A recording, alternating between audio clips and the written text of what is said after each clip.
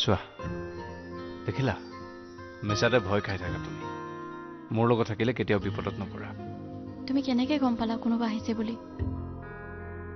ৰাতি বেলেগৰ ঘৰত হিন্দী দিব যাওঁ যে ধেমালি কৰিছোঁ